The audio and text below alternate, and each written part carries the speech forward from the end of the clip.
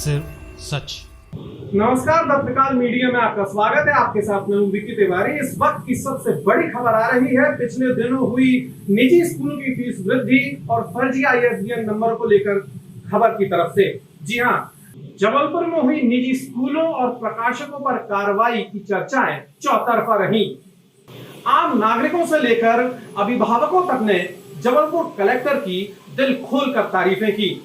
इसी कार्रवाई में कुछ लोगों पर जहां FIR हुई तो वहीं कुछ लोग जमानत न मिलने से अभी भी जेल में हैं। यहां तक तो सब ठीक था, लेकिन हाल ही में दिल्ली के भारतीय प्रकाशक संघ से मिले लेटर ने भूचाल मचा दिया। जी हां दोस्तों, ये लेटर सिर्फ और सिर्फ द त्रिकाल मीडिया के पास उपलब्ध है। लेकिन हाल ही में भारतीय प्रकाशक संघ की ओर से मिले लेटर ने भूचाल मचा दिया, जिसमें प्रकाशक संघ ने जबलपुर कलेक्टर से 100 करोड़ रुपए के हर्जाने की मांग की है। यहां हम आपको यह बता दें कि फीस वृद्धि का मामला अभी भी जस का तस है।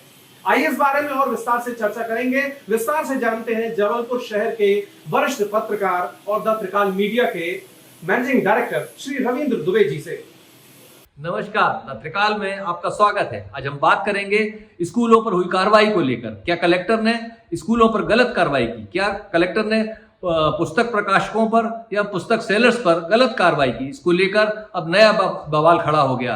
पुस्तक प्रकाशक संघ का कहना है कि कलेक्टर कोई अधिकारी नहीं था और उन्होंने जिस तरीके से कार्रवाई की है वह पूरी तरह गलत है। जबलपुर कलेक्टर ने 30 मई को एक पत्र लिखा था और उस पत्र के जवाब में भारतीय शैक्षणिक प्रकाशक संघ ने जबलपुर कलेक्टर को एक पत्र लिखा है, जिसमें कहा गया है कि इंटरनेशनल स्टैंडर्ड बुक नंबर, जिसे ISBN कहा जा रहा है, वह नंबर गलत और फर्जी नहीं है। इसके पक्ष में उन्होंने तर्क दिया है कि राजा राम मोहन राय नेशनल एजेंसी इसको मॉनिटर करती है और यह नंबर ना तो फर्जी है और ना ही इसे गलत तरीके से प्रकाशित कर सकते हैं। इसका मतलब ये हुआ कि जो प्रकाशक हैं वो इस बात के लिए दावा कर रहे हैं कि कलेक्टर को ने जो कार्रवाई की है, जबलपुर प्रशासन ने जो स्कूलों पर कार्रवाई की है, वो पूरी तरह से गलत है। और उनका यह भी दावा है कि हम जबलपुर कलेक्टर के ऊपर 100 करोड़ रुपए का दावा भी करेंगे।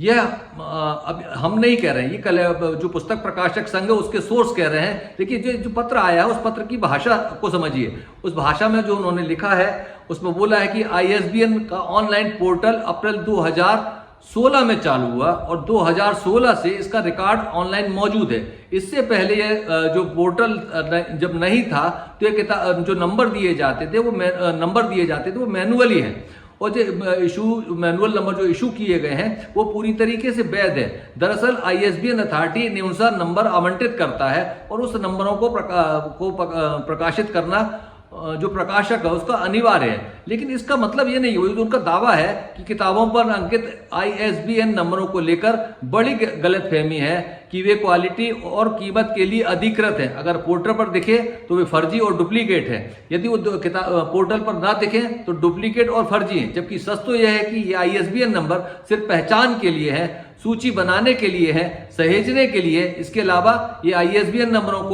नंबरों की कोई एक्सपायरी डेट नहीं होती। ये तमाम जानकारियां यदि सच है तो इसके लिए भारत शासन के उच्च शिक्षा विभाग की वेबसाइट का अवलोकन किया जा सकता है। ये जो पत्र है पूरी तरह इंग्लिश में लिखा गया है और इसको जारी करने की तारीख 8 जून 2024 है। इसमें उन्होंने जबलपुर कलेक्टर को संबोधित करते हुए 2 पेज के पन्ने में लिखा है और 2 पेज का पत्र लिखा है और अलग अलग बिंदुवार उन्होंने पूरी डिटेल किताबों के बारे में जानकारी दी। उनका दावा है कि किताबें फर्जी नहीं है, किताबों को ना तो गलत तरीके से प्रकाशित किया जा सकता है, जो भारत सरकार की नीति उसके तहत ही प्रकाशित किया जा रहा है, जो सरकार की शिक्षा नीति उसके तहत ही उनको प्रकाशित किया जा रहा है और स्कूलों ने उन्हें सिलेबस के अनुसार ही उनको लागू किया है।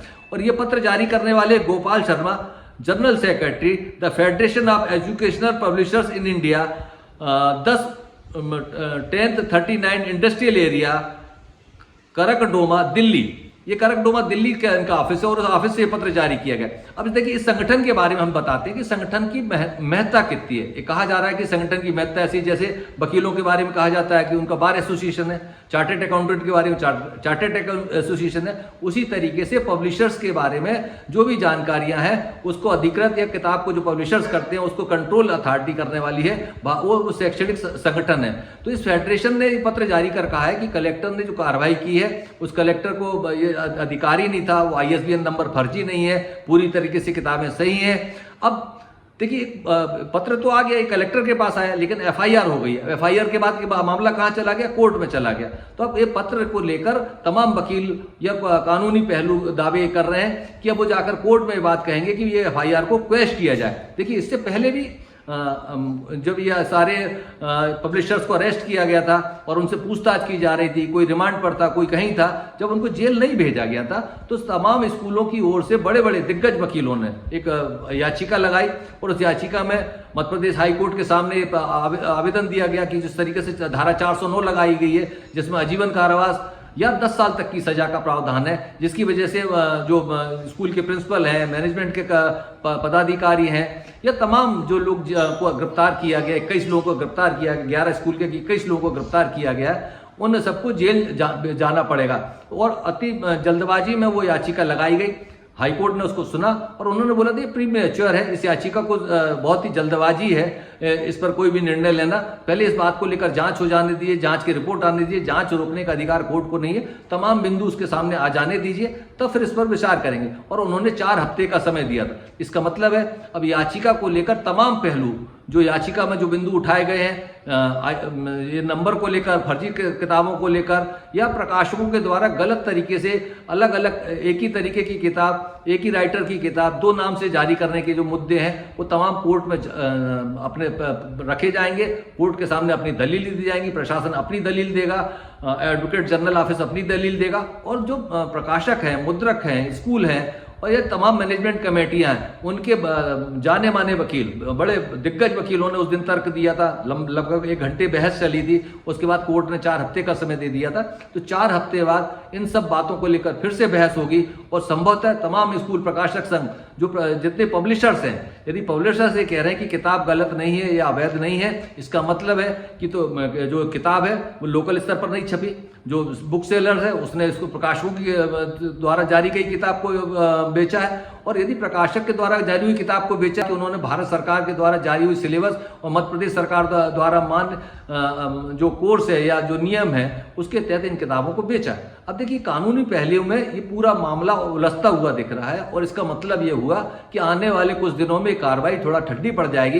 ये कलेक्टर के पास जो अभी पत्र पहुंचा है ना, 8 तारीख का पत्र है, हो सकता है आजकल में उनके पास अधिकृत रूप से पहुंच जाए। कलेक्टर हालांकि अभी अवकाश में है, उनके बेटे का निधन हो गया, जब वो आएंगे उसके बाद इस पूरे बिंदु पर आएंगे क्योंकि पूरा अभियान उनके नेतृत्व में हुआ था।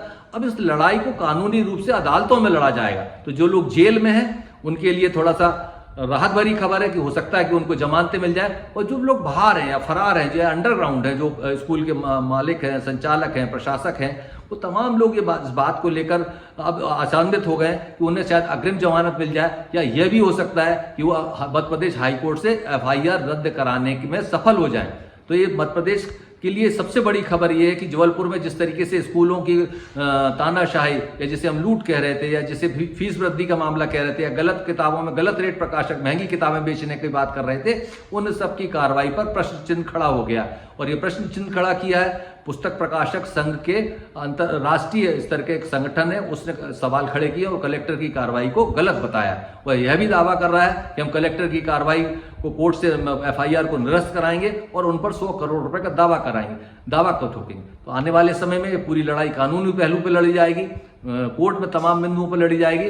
हालांकि अब सबसे ज्यादा चिंता का विषय उन लोगों के लिए जो जेलों में, और उनकी जमानतें कैसे होंगी आने वाले दिनों में, इन सब बातों पर स्पष्ट होगा। ये त्रिकाल की ओर से सबसे बड़ी ब्रेकिंग खबर है, ये है कि राष्ट्रीय स्तर का जो प्रकाशक संघ है, शैक्षणिक प्रकाशक संघ है, उसने कलेक्टर की कार्रवाई को गलत बताया और एफआईआर को पूर्णतः अवैध माना है। उन्होंने बोला कलेक्टर को ऐसी कोई कार्रवाई करने का अधिकार नहीं था। अब देखिए ये अब प्रारंभिक खबर है, इसमें प्रशासन का पक्ष जानेंगे, तमाम वकीलों का जानेंगे, एडवोकेट जनरल्स के ऑफिस से हम कोशिश करेंगे, तमाम लोगों से बातचीत हो और पूरी खबर आपके सामने पेश करेंगे। धन्यवाद।